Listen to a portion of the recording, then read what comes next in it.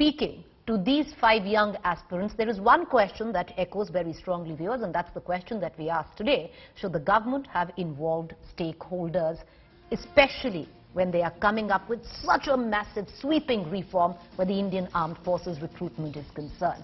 Should there now be a possible outreach program? Yes, that the government is going out, trying to give out information, dispel myths that surround the Agnipath scheme. But should more be done, because they are coming down with a heavy hand on protesters, even those who are protesting peacefully? Should now there be a more sympathetic outlook towards it?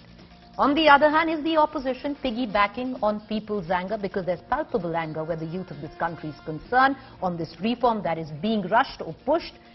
Is the opposition smelling an opportunity and trying to leverage political mileage? And once again, in all of this, especially because it concerns a very vulnerable section of our society, India's youth, should a more sympathetic approach work better?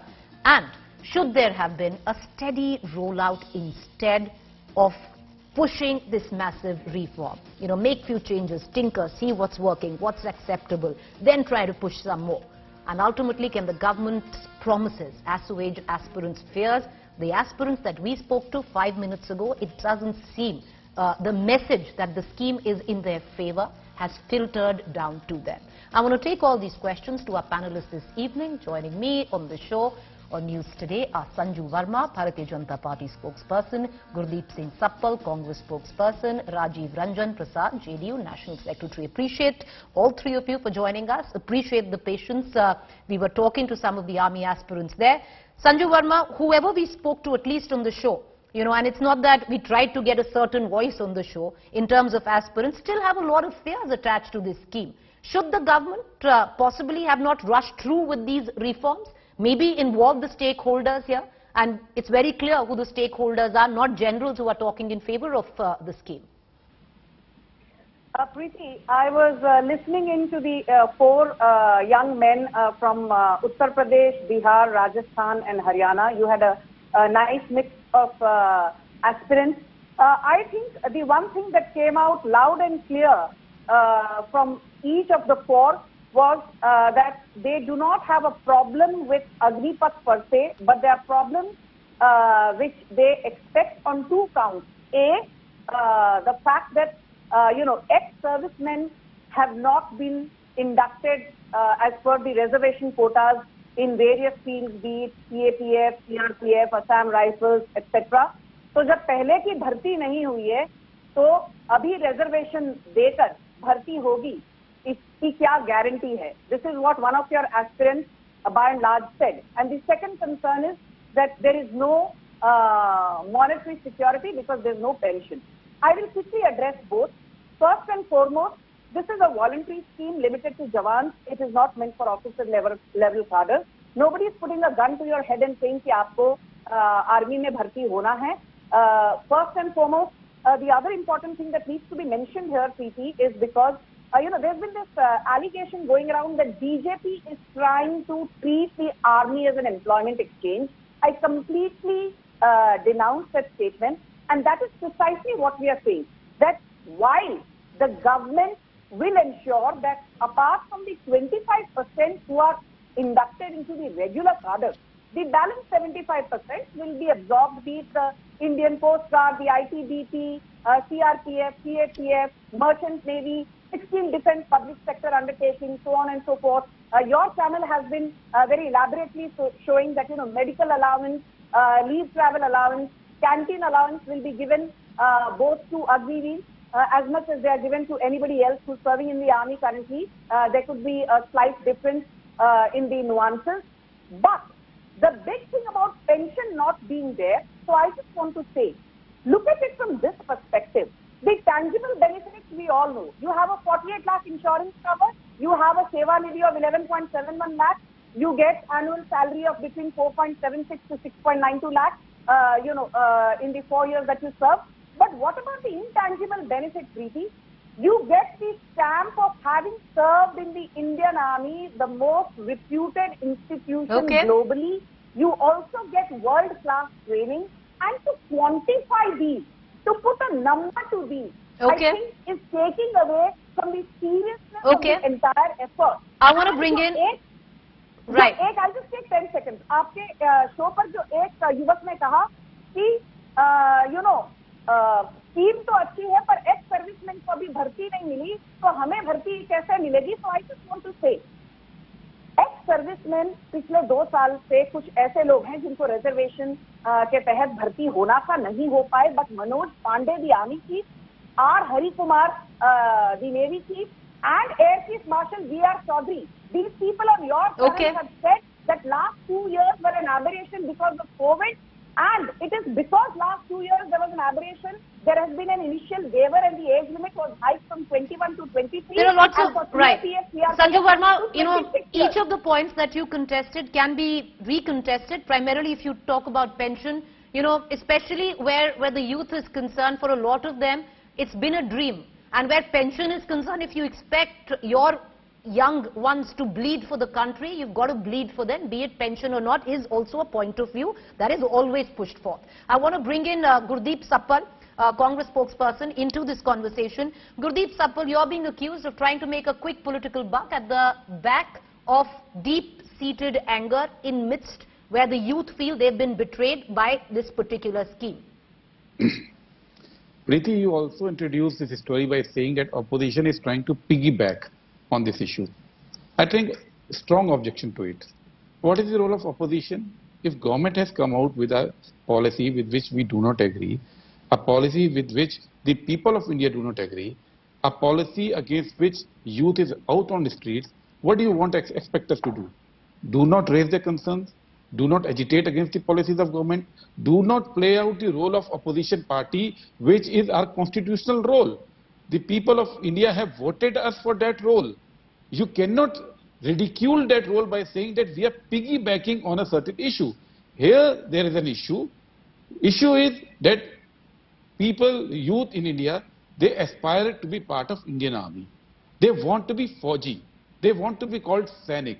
And this scheme has not just taken away their pension and their long-term salaries, but it has also taken away their right to be called Fauji or even ex-Fauji, ex-servicemen. These terms and conditions very clearly say that they cannot enjoy the status of ex-servicemen.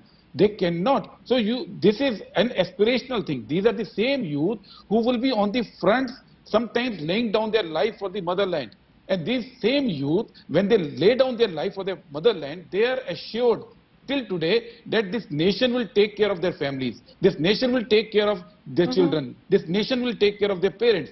Now nothing such thing happens. It is not just the pension which is gone. The rank is gone. The health benefits to parents is gone. Health benefits here, the children doesn't come in. Here the facilities of army canteen is gone. There are so many things which have been taken away, and you expect... Mr. Sappal, as I bring in Mr. Prasad, I want to ask you a quick question. I want to just say one thing, Preeti, one thing. And lot is being made about their future placement in PSUs. Has this country forgotten that last year in August, the same Modi government rolled out a national monetization pipeline which said all PSUs will be privatized, and in strategic sector there will be only one PSU. I'll come back to you, madam. Please don't interrupt. I will come back to you. I will come back to you. You will get enough time for the rebuttal. Only one PSU. All airports are being privatized. All banks are being privatized. All PSUs are being privatized. What is the promise you are giving to youth of this country? Okay. It's a false promise. I want to bring in Rajiv Ranjan Prasad, JDU National Secretary, as well into this conversation. But Mr. Sappal, the fact is, which your governments have known better, reforms are always pushed through. Nobody is ready for reforms. Possibly, the other side of the coin is that Congress-ruled states should have said that, okay, like BJP states have said, that we will try to absorb the Agniveers after their 4-year term. We will give them benefits. You could have done the same. Preeti, BJP-ruled states are trying to cover up the major folly by Modi government. We are opposing that. There's a basic difference. We are asking them to roll it back. There's a basic difference. This can't be a monologue by this man. Man, I'll come to you. Please time it. I have a stopwatch. Time exactly the amount you speak and the others speak. Right? And let us also understand, we'll touch base after this debate. Please, sir, make your point. In last 8 years, there's not been a single recruitment of ex-servicemen in Group D, where there is 20% reservation in Central Armed Police Forces. Not a single recruitment, Preeti. That's a lie. This is the reality of this country. She's calling you out on that. She's saying that's a lie, but I want to bring in Rajiv Ranjan Prasad. I'm not going to get into, please, I am not going to get into shouting and screaming matches here. Rajiv Ranjan Prasad, I want to bring in. Well, I'm just, okay, I'm sorry. I apologize to the both of you, but let's just hear each other out and accord the same privilege that you demand of the other. Rajiv Ranjan Prasad from the JDU National Secretary. Mr. Prasad, my question is, what is the stand of the JDU on this? Because your ally has now bought in this particular scheme. The maximum protests are happening in your state. Where does the JDU stand? देखिए प्रीति जी, सबसे पहली बात है कि अभी आपके studio में मैं 5 बच्चों को सुन रहा था. उनके मन में जो एप्रीहेंशंस हैं, आज देश के ज्यादातर नौजवानों के मन में वो बातें चल रही हैं. और शायद इससे बेहतर रास्ता होता कि सबसे पहले देश की उस सेना के लिए आप कुछ बदलाव के फैसले लेकर आ रहे हैं जिसने 1947 में भारत की आजादी के बाद कश्मीर को भारतीय गणराज्य में शामिल कराने का काम किया. 65 में पाकिस्तान को शिकस्त दी और 71 में उसके पाकिस्तान के 2 टुकड़े कर दिए. कई बड़े ऑपरेशंस और कई राज्य जो आज हिंदुस्तान के गणराज्य में है वो हिंदुस्तान की आजादी के बाद इस नक्शे में शामिल हुए. हमारा कहना है कि ये सेना देश की महान सेना, इसके लिए अगर कोई बड़ा फैसला आप लेने जा रहे हैं तो इस मल्टी पार्टी डेमोक्रेसी, इस पार्लियामेंट्री डेमोक्रेसी के जो बड़े स्टेक होल्डर्स हैं और जिनके लिए आप ये स्कीम लेकर के आ रहे हैं, आपको उनको विश्वास में लेना चाहिए था. सेना प्रमुखों की प्रेस कॉन्फ्रेंस हुई, बहुत सारे अलग अलग किस्तों में आपने जिन सहूलियतों का ऐलान किया है, अगर एक मुश्त ये सारे फैसले आप एक साथ लेकर आते या जो कुछ और भी आप बाद में देने वाले हैं उन सबका समावेश करके देश के सामने वो योजना लाते, तो ये आज इसकी वकालत कर रहे होते देश के सभी राजनीतिक दल. और नौजवानों को विश्वास में लेने के लिए इस माध्यम के जरिए अगर आप करते तो शायद इक्विपमेंट्स के सेना के मॉडर्नाइजेशन के लिए पैसे की जरूरत आपको है. आप इसीलिए 5 साल को 4 साल आपने किया कि 5 साल करने के बाद आपको ग्रेचुटी, पेंशन और तमाम चीजें देनी पड़ेगी. लेकिन अगर ये पूरी ट्रांसपेरेंसी के साथ आप देश के सामने आते तो आपके साथ लोग खड़े होते. इसलिए कि नौजवानों का जो दर्द है, केवल ये कहना कि राजनीतिक दल उनको बहकाने का काम कर रहे हैं, अगर ये नौजवान उनके हाथ में होते तो मोदी जी की जगह राहुल गांधी देश के प्रधानमंत्री होते या अखिलेश यादव प्रधानमंत्री होते. इन्हीं नौजवानों ने आपकी सरकार बनाई और आज आपके खिलाफ अगर खम ठोक कर खड़े हैं तो उनकी वेदना और उनकी पीड़ा को समझिए और जरूर ऐसे फैसले कीजिए जिसमें पूरा देश शामिल हो. जी रंजन प्रसाद जी, मैं जो आपकी एलाय हैं टेक्निकली उनको लेके आऊंगी संजू वर्मा को इस डिस्कशन में. Sanju Verma ji, are you ready to widen the fault lines within your biggest ally? 16 MPs, Lok Sabha MPs the JDU brings. You have Rajiv Ranjan Prasad ji who's criticizing your own move and saying you should have involved stakeholders. Preeti, I'm going to be laying down some bare facts. We are not here to indulge in a shouting match. This is a sensitive topic. But if people lie through their teeth, I will rebut because this is a debate. First and foremost, this narrative that stakeholders were not consulted, that is absolute hogwash. The 3 service chiefs have spoken in unison, in one voice, that this was in the making for the last 2 years. And very important point which nobody is making on any channel. हिंसा सबसे ज्यादा प्रीति जी कहाँ हो रही है?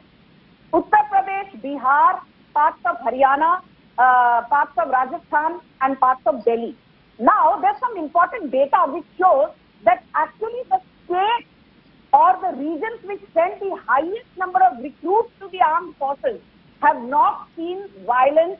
By and large, they have been insulated, which shows, if I have to read it indirectly, logically that shows that there's endorsement and validation of the scheme. You know, Himachal Pradesh sent 402 recruits per million, Punjab 185, Uttarakhand 271, Mizoram 139, Arunachal Pradesh 122 per million. Bihar sent 22 people per million और यहाँ सबसे ज्यादा हिंसा है. Without being offensive to anyone, जिस राज्य से सबसे कम रिक्रूट होते हैं वहां सबसे ज्यादा हिंसा है. हिमाचल प्रदेश और Uttarakhand, which said the highest number of per capita recruits into the armed forces, by and large have seen peace after the announcement of Agnipath. So I would like to believe, if I have to use pure common sense, that there's a validation of the proposal put out by the government. What's the key which I want to say? Bar Congress ye bolti hai, if we were so smart to engineer protests across 8 states or 10 states, wouldn't we be in power? Now that is highly regressive and retrograde argument. You do not win elections only because you can mobilize bloodthirsty crowds. You do not win elections only because you can give bhashan to a crowd that is willing to be rabble-rouser and, resonate with your, diatribe. You win elections because you're able to deliver. That is precisely the message from the 5 elections the Congress lost. They could mobilize vote share, but they could not translate those votes into seats. So stop giving this juvenile argument that, we are not a part of this protest because, if we were smart enough to do that, we would have been in power. That argument does not hold water.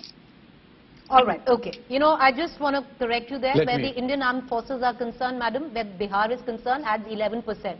But I want to also, yes, you are allowed respectfully, you and everybody on the debate is allowed a rebuttal, but not to interrupt. And that, as a moderator, is my prerogative. I want to take quick words in. Gurdeep Sappal, the fact is, today was a Bharat Bandh. It wasn't called by a students' union. It wasn't called by any other organization. Maximum protests were conducted by your own political party, Congress. Yes, because we are opposing this scheme of the government. And let me rebut the data given by Ms. Sanju Verma. She said Arunachal sends so much, Bihar sends so little. Ms. Sanju Verma, Bihar has 75,026 jawans in army. Uttar Pradesh has 1,67,557. Also, Rajasthan has 79,481. And the state that you counted, Arunachal, has 3,042. So that is the reason. The states which have the maximum representation in Indian Army are agitated because in the villages, in rural areas, the students, the youngsters have only 3 options largely. One was railway, one was bank, and one was army. Railway you have privatized, there are no major recruitments happening. Banks you are privatizing, and now Indian Army you have stopped the regular jobs. So where will these youth go? Where will this go? Try to understand the pain of this. I want to cut across to Mr. Ranjan. Once I'm taking closing comments, I want to cut across. Madam, please don't scream. I'll come back to you. Please don't scream. Can we just get that fader down? Mr. Ranjan, I want to bring you in. आप कुछ बोलना चाह रहे हैं? बहुत आपकी जो allies है भारतीय जनता पार्टी की, वो कह रही हैं कि बिहार की कंट्रीब्यूशन बाकी जो स्टेट्स हैं उतनी नहीं है. नहीं, वो आपने स्टैटिस्टिक्स आपने क्लियर कर दिया, उसको दोबारा मैं रिपीट नहीं करूंगा. बिहार के लोगों की एक बड़ी भूमिका भारतीय सेना में है. बिहार रेजिमेंट के नाम से बिहार का अपना रेजिमेंट है और बिहार के लोगों ने काफी हौसले के साथ भारतीय सेना की सेवा की है. सवाल ये है कि आप देश के अलग अलग हिस्सों के बच्चों को अभी आपने इंटरव्यू किया, उनके मन में जो शंकाएं हैं, ये इसका समाधान अगर भारतीय जनता पार्टी को नहीं करता है, मैं एनडीए की सरकार अब नहीं कहूंगा, इसलिए कि जब ये तो क्या जेडीयू छोड़ रहा है क्या भारतीय जनता एनडीए? ये जब हर फैसले में जब ये साझा सरकार है, उस सरकार में इनके 2 उप मुख्यमंत्री हैं. बिहार में जनता दल यूनाइटेड से ज्यादा भारतीय जनता पार्टी के मंत्री हैं नीतीश कुमार जी की सरकार में. वहां उस सरकार को ये ब्लेम कर रही है केवल इसलिए कि इनके पास साहस नहीं है कि उत्तर प्रदेश की हिंसा का ये विरोध कर पाए, ये हरियाणा की हिंसा का विरोध कर पाए और ये मध्य प्रदेश पर कुछ बोल पाए. मुझे लगता है ये हताशा और बौखलाहट है. चलिए, अब ये 2:1 हमें लग रहा था कि आप और उसके हिसाब से काम कीजिए. आप दोनों एलाइज हैं, हमें लग रहा था कि ये 2:1 अगेंस्ट गुरदीप सप्पल हो जाएगा. ये तो बिल्कुल उल्टा बैठ गया है. पर मैं संजू वर्मा जी से क्लोजिंग कमेंट्स लूंगी क्योंकि आप दोनों अगेंस्ट थे, तो 2:1 हो गया है, तो मैं उनको एक बार लाना चाहूंगी. Sanju Verma, you are itching to make comment. Go ahead madam. Thank you, Preeti. I don't know, maybe it's my bad luck or whenever I'm on your show, it always becomes everybody versus me. Be that as it may, I just want to say that I am very confident of the data I put out, and I was not screaming. I was simply butting in, Preeti, without being offensive to you. So please don't say I'm screaming. Bihar per capita contribution is 22 for every million. You can verify the fact. There's even an article by India Today in 2019. There's an article in India Today. देखिए आंकड़े ये अपने आंकड़े लेके आई हैं पर आप अपने आंकड़े लेके आए हैं. I'll just finish, Preeti, with the most important point. Preeti, the most important point is only this, that this is a transformative reform. All the service chiefs have spoken in unison. Rajnath Singh has gone to the extent of saying if the opposition has constructive feedback, we will take that on board, Preeti. We are not saying that we will take a unilateral decision where constructive feedback will not be included. So what you say, tweaking every single day, I say that the scheme is dynamic. It is evolving. And what is wrong with that? We are taking feedback from stakeholders and we will keep tweaking to ensure that everybody's blouses are addressed and the youth of the country is not left feeling high and dry, because that is precisely what we do not wish to do. So जो 75% को regular कार्डर में नहीं लिया जाएगा, आपके द्वारा प्रीति जी मैं कहना चाहती हूँ, you will not be left high and dry, be it tangible benefits or intangible, you will be taken care of. I say this on the record. Ranjan जी, आप तो एलाय हैं, कांग्रेस की ना सुने आपकी तो सुन लेंगे. कह रहे हैं कि आपको अगर कंस्ट्रक्टिव क्रिटिसिज्म देना है आप दीजिए, मैं उसी से एंड करूंगी. 10 सेकंड आप कुछ बोलना चाह रहे हैं सर, बोलिए. सवाल ये है कि अगर आप पॉलिटिकल पार्टीज के साथ बात करते तब हमारे क्रिटिसिज्म की बात आती या हमारे इनपुट्स की जरूरत आपको होती, लेकिन आपने तो बातचीत की ही नहीं है. सर आप तो एनडीए हैं, आपसे भी नहीं बातचीत की. नहीं, बिल्कुल बात नहीं की. और ये अटल बिहारी वाजपेयी जी के समय कोऑर्डिनेशन कमिटीज होती थी. कई सवालों पर हमारी असहमति होती थी और उसे नेशनल एजेंडा ऑन गवर्नेंस का अरेंजमेट. सर ये कल की डिबेट करेंगे कि जेडीयू और बीजेपी अभी साथ हैं कि नहीं है, पर ये अब वक्त नहीं है. बहुत शुक्रिया. The comment on screaming, Ms. Sanju Verma, wasn't aimed at you. It's for the panelists. I'm sorry you took it personally. But having said that, you're my guest. Thank you for joining us. Thank you, Mr. Ranjan, and thank you, Gurdeep Sappal, all three of you for coming and joining us this evening.